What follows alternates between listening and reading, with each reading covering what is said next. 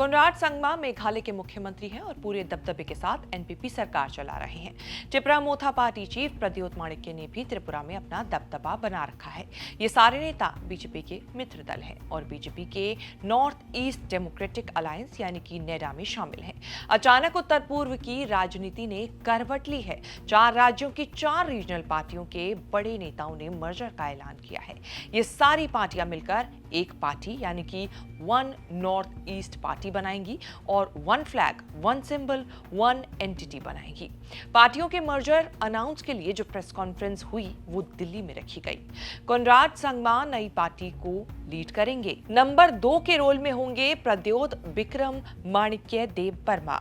People's party Assam के Daniel Langthasa और नागालैंड के बीजेपी नेता रहे मोन लुमो किकोन ने ज्वाइंट स्टेटमेंट पर साइन किए। प्रेस कॉन्फ्रेंस में ऐलान हुआ कि 45 दिन में समिति बताएगी कि कैसे अलग-अलग पार्टियां मिलकर एक पार्टी बन सकती हैं। सबसे बड़ी बात यह है कि अगले 45 दिनों में कोनराड संगमा और प्रद्योत देव ये भी तय करेंगे कि उन्हें बीजेपी के नॉर्थ ईस्ट डेमोक्रेटिक अलायंस यानी कि नेडा में रहना है या अपना अलग रास्ता बनाना है। कोनराड संगमा ने ये क्लियर किया है कि नया फ्रंट कन्फ्रंटेशन के लिए नहीं, कोलैबोरेशन के लिए बनाया गया है। ये संभव है कि मेघालय से लेकर त्रिपुरा तक ये पार्टियां मिलकर चुनाव लड़ेंगी। नई पार्टी इस सेंटिमेंट के साथ बन रही है कि इंडिविजुअल एम्बिशन से परे होकर काम करना होगा। अभी ये क्लियर नहीं है कि one north east party BJP को टक्कर देने के लिए बनी है या कांग्रेस के सफाई के लिए। प्रेस कॉन्फ्रेंस में वन नॉर्थ ईस्ट के नेताओं ने किसी बड़ी या नेशनल पार्टियों के खिलाफ कुछ नहीं बोला।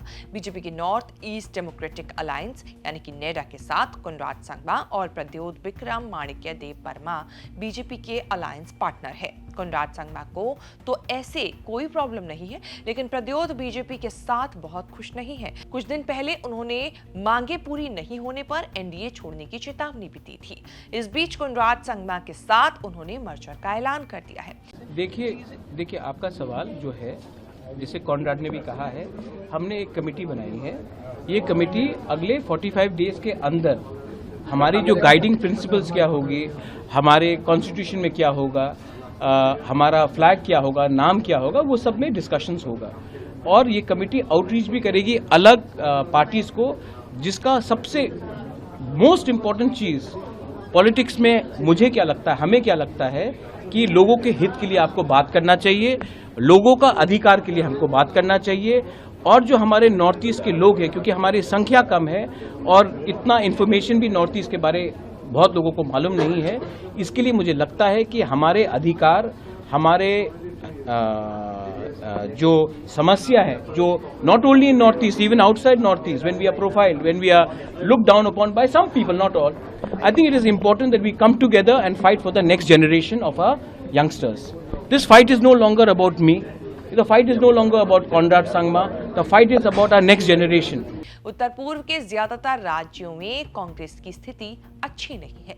बीजेपी ने रीजनल पार्टियों के साथ अलायंस करके बड़ी ताकत बनाई, बड़ी ताकत भी बनी। असम, त्रिपुरा, अरुणाचल प्रदेश में उसकी सरकार है। मणिपुर में राष्ट्रपति शासन लगने तक बीजेपी की ही सरकार थी। नागालैंड में बीजेपी की अलायंस पार्टी है। 2016 में बीजेपी ने नॉर्थ ईस्ट डेमोक्रेटिक अलायंस बनाया था, जिसके हेड असम के सीएम हिमंता बिस्वा शर्मा है। उत्तर को पूर्व से जोड़ने वाला ये बड़ा खेल हुआ असम में विधानसभा चुनाव से ठीक पहले, जहां बीजेपी को कड़ी टक्कर दे रही है कांग्रेस। उत्तर पूर्व में 7 राज्यों को 7 सिस्टर्स कहा जाता है, जिसमें सबसे बड़ा राज्य असम और दूसरा बड़ा राज्य त्रिपुरा है। मणिपुर, मेघालय, अरुणाचल प्रदेश, नागालैंड 7 सिस्टर्स में शामिल है। सिक्किम को ब्रदर कहा जाता है। उत्तर पूर्व में राज्यों के बारे में कहा जाता है कि केंद्र में जिस पार्टी की सरकार होती है, उसके साथ उत्तर पूर्व के राज्य हैं। जब कांग्रेस ने लंबे समय तक केंद्र की सरकार चलाई, तब उत्तर पूर्व के राज्यों में कांग्रेस का दबदबा होता था। जैसे ही कांग्रेस कमजोर हुई, ज्यादातर उत्तर पूर्व राज्यों में कांग्रेस का सफाया हो गया। बीजेपी ने तेजी से उत्तर पूर्व में जगह बनाई। अब इतने बड़े डेवलपमेंट को लेकर बीजेपी सतर्क है, ना आलोचना की, ना ही तारीफ की। कोनराड संगमा लोकसभा के पूर्व स्पीकर पीए संगमा के बेटे हैं। संगमा ने सोनिया गांधी के विदेशी मूल के मुद्दों पर 1999 में कांग्रेस छोड़ी थी और पवार तारिक अनवर के साथ एनसीपी बनाई थी। 2013 में उन्होंने एनसीपी भी छोड़ दी और नेशनल पीपल्स पार्टी यानी कि एनपीपी बनाई। यही एक उत्तर पूर्व की पार्टी है जो नेशनल पार्टी का दर्जा हासिल कर चुकी है। संगमा के निधन के बाद कोनराड संगमा ने न केवल पिता का दिया हुआ काम आगे बढ़ाया बल्कि पार्टी को सत्ता भी दिलाई। पिता की तरह कोनराड ने एक बार फिर उत्तर पूर्व में बड़ा प्रयोग किया है, जिसमें उनका निशाना सारे 8 राज्यों में पार्टी का विस्तार हो सकता है, ऐसा माना जा रहा है। यही केस प्रद्योत का भी हो सकता है, जो त्रिपुरा से बाहर पैर पसारने के लिए मौके तलाश रहे हैं। उत्तर पूर्व के 8 राज्यों की मिलीजुली आबादी बनती है करीब 4.5 करोड़। इतनी आबादी पर लोकसभा से उत्तर पूर्व के 25 सांसद चुने जाते हैं। 14 तो अकेले असम से होते हैं। ये नंबर देश की कुल लोकसभा सीटों का 5% भी नहीं है। वन नॉर्थ ईस्ट 4 पार्टियों के साथ शुरू हो रही है, लेकिन आगे इसका फ्यूचर इस पर निर्भर करता है कि और कितनी पार्टियां इसमें शामिल होती हैं। असम, मिजोरम, अरुणाचल, सिक्किम, मणिपुर की कई बड़ी पार्टियां इसमें शामिल नहीं हैं। असम में असम गण परिषद, मिजोरम में सरकार चलाने वाली party Zoram People's Movement, Nagaland की एनडीपी वन नॉर्थ ईस्ट इससे अभी भी दूर है। शेष भारत की इस रिपोर्ट में इतना ही। इस रिपोर्ट को लेकर आपकी क्या राय है, हमें कमेंट करके जरूर बताएं और इस तरह की खबरें आगे भी देखने के लिए आप बने रहें न्यूज़ तक के साथ। आपसे पूछा गया था, ये लोकसभा चुनाव के पहले की बात है, जब आपसे तमाम नेताओं पर आपकी राय पूछी गई थी।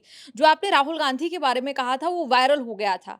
आपने कहा था कि वो जीनियस बंदा है। उसके बाद चुनाव आता है, चुनाव जो है वो इंडिया गठबंधन हार जाता है, देश में एक बार फिर मोदी सरकार आ जाती है।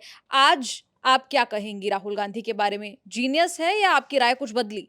मेरी राय क्यों बदलेगी मैम? आपका जीत और आपका हार, आपके जो जनता है वो आपको किस तरह से लेती है उस पर निर्भर करता है। कोई ज़रूरी नहीं कि अगर आप जीनियस हो, आप ईमानदारी से काम कर रहे हो या आप जनता के पक्ष में कुछ कर रहे हो तो ज़रूरी नहीं कि आप जीतोगे।